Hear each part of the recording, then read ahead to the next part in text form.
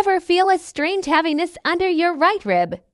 Or maybe your digestion feels sluggish, even after a light meal? The surprising culprit could be thick bile. So, what is bile? It's a special liquid your liver produces daily to help digest fats, absorb vitamins, and clear out toxins. But sometimes, it can become as thick as honey instead of flowing like water.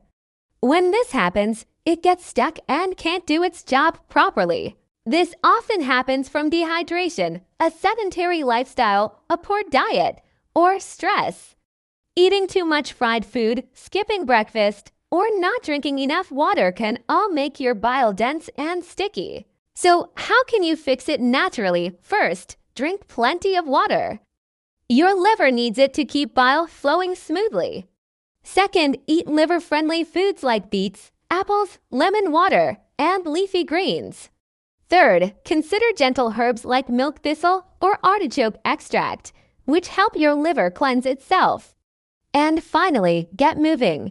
Even a short walk after a meal does wonders. When your bile is healthy, your digestion improves, your skin clears up, and your energy soars. Take care of your liver, it's working hard for you 24/7. Stay healthy, and I'll see you in the next video.